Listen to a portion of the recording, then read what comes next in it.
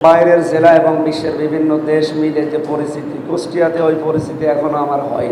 যে সমস্ত সরকারি প্রতিষ্ঠান আছে, এই প্রতিষ্ঠানগুলো জনবান্ধব গড়ে তোলা দরকার।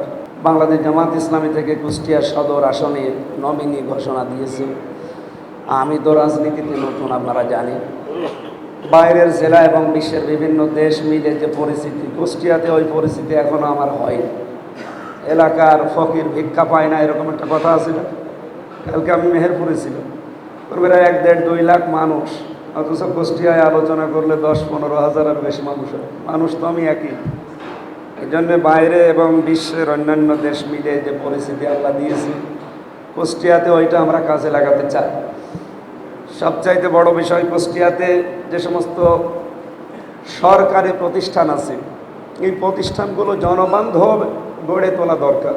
মানুষ এখানে যদি ভয় পায়, এসপি অফিসে, থানাতে, এবং কি এই সিভিল সার্জন অফিস সহ কয়েকটা আমি ধরলাম, এখানে যেতে মানুষ, সাধারণ মানুষ বাইরে দেখি বসে থাকে, কাছুমাছু হয়ে ভয় পায়।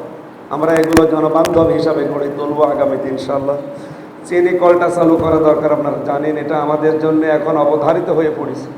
হাজারো মানুষের কর্মসংস্থান তৈরি হবে।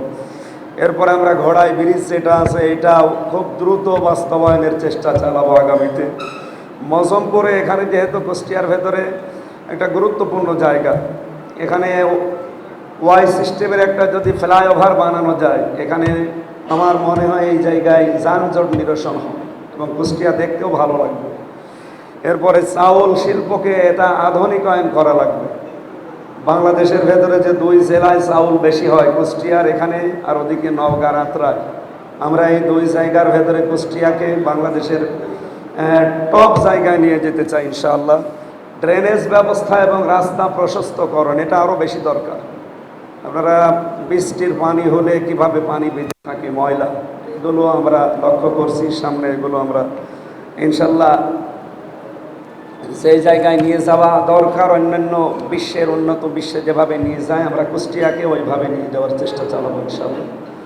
এদিকে রানাখড়িয়া থেকে একেবারে লালন ব্রিজ পর্যন্ত, তার মানে ওই যে রুমি ব্রিজ, মেহেদি রুমি ব্রিজ, এই নদীর ধারে, বাইরের দেশগুলোতে গেলে নদীর ধারে ঘুরলে মনটা আরও ফ্রেশ হয়ে যায়, আর আমাদের এই নদীর ধারে আসলে মন আরও কালো হয়। আমরা এখানে অন্তত একটা রাস্তা প্রশস্তকরণ দিয়ে কুষ্টিয়ার যানজট কমানোর চেষ্টা চালাবো।